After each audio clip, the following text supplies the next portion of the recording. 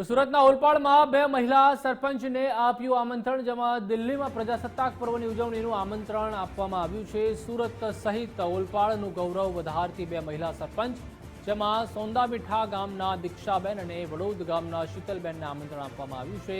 બંને મહિલા સરપંચ સુંદર વહીવટ ચલાવી રહ્યા છે। બંને ગામમાં પહેલા વર્ષોથી જ પીવાના પાણીની કોઈ સમસ્યા હતી, પરંતુ નલ સે જલ યોજનામાંથી ગ્રાન્ટ મંજૂર કરી સુંદર કામગીરી તેઓએ બજાવી છે।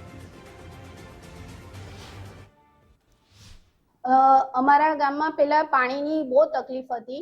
પાણી આવતું કોઈક વાર નહીં આવતું અને જેને કારણે બધાને તકલીફનો સામનો કરવો પડતો હતો। નલ સે જલ યોજનાથી મારા ગામમાં ઘરે ઘર નળની વ્યવસ્થા થઈ ગઈ છે। ગામમાં બે અંડરગ્રાઉન્ડ પાણીની ટાંકીઓ લાગી ગઈ છે અને બે બોર છે, જેથી હવે પાણીની વ્યવસ્થા ખૂબ સારી થઈ ગઈ છે અને તેનાથી ગામના લોકો ખૂબ ખુશ છે। આ આમંત્રણ અમારા માટે એક ગર્વની અને કહું તો બહુ મોટી વાત કહેવાય કે ભાઈ અમને અમારું આ જે કાર્ય થયું તેને છેક દિલ્હી સુધી વડાપ્રધાન શ્રી નરેન્દ્રભાઈ મોદી અને કેન્દ્ર સરકારે ધ્યાનમાં લીધું, એ બદલ હું એમનો આભાર માનું છું। દિલ્હી ખાતે અમને સ્પેશિયલ ગેસ્ટ તરીકે નરેન્દ્રભાઈ મોદી તરફથી આમંત્રણ મળ્યું છે 26મી જાન્યુઆરીએ।